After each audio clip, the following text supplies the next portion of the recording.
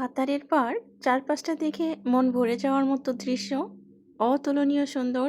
সাথেই থাকুন, পুরো ভিডিওটা দেখুন, অনেক বেশি ভালো লাগবে। আসসালামু আলাইকুম সবাইকে। আশা করছি সবাই ভালো আছেন। আল্লাহর অশেষ রহমতে আমিও ভালো আছি। সন্ধ্যার পরে কাজ শেষে পার্কে চলে এলাম।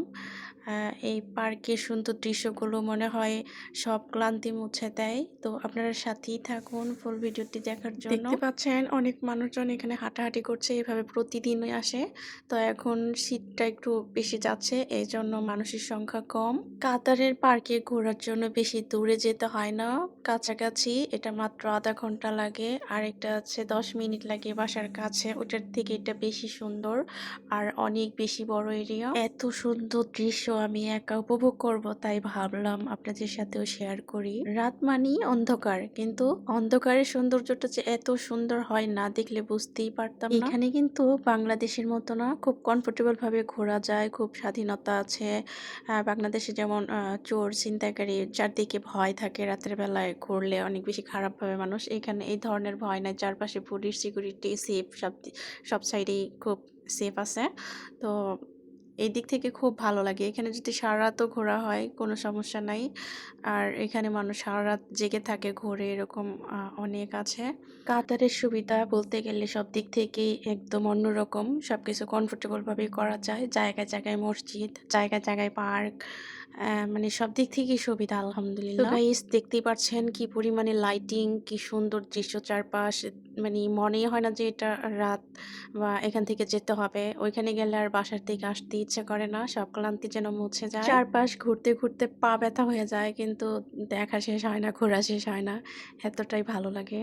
তো ঘুরতে হলে অবশ্যই ধৈর্য থাকা দরকার, যেহেতু প্রচুর পরিমাণে হাঁটতে হয়। আমার সমস্যা একটাই, আমি লং টাইম দাঁড়িয়ে থাকতে পারি না, আর লং টাইম হাঁটতে পারি না, পা ব্যথা উঠা যায়, তখন ধৈর্য হারিয়ে ফেলি।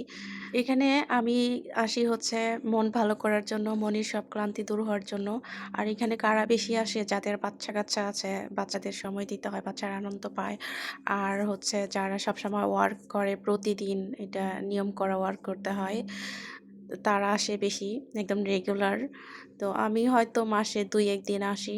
তারপরে অনেক ভালো লাগে। এখন রোজা যেতে পারছি না, কারণ সন্ধ্যার পরে অনেক ক্লান্তি থাকে শরীরে। আর হ্যাঁ, ভিডিওটি ভালো লাগলে অবশ্যই শেয়ার করে দিবেন, সাবস্ক্রাইব করবেন, লাইক কমেন্ট করে পাশেই থাকবেন। বিশেষ করে এই যে দেখতে পাচ্ছেন, এই জায়গার দৃশ্যটা এত সুন্দর ছিল, বলার মতো না।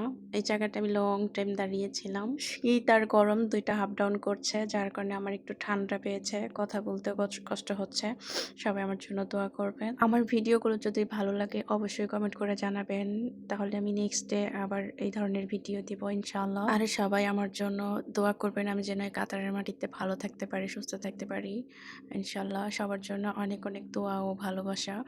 আপনারা ভালোবাসা দিয়ে পাশেই থাকবেন। পার্কের আরেকটা সাইডে মেলা বসেছিল, ওই মেলার ভিডিওটা অল্প করেছিলাম, কিন্তু ডিলিট করে ফেলেছি, তাই আপনাদের সাথে শেয়ার করতে পারলাম না। নেক্সট ডে ভালো কিছু ভিডিও উপহার দিব ইনশাআল্লাহ। অনেক অনেক ধন্যবাদ আপনাদের এতক্ষণ সাথে থাকার জন্য। আল্লাহ হাফেজ।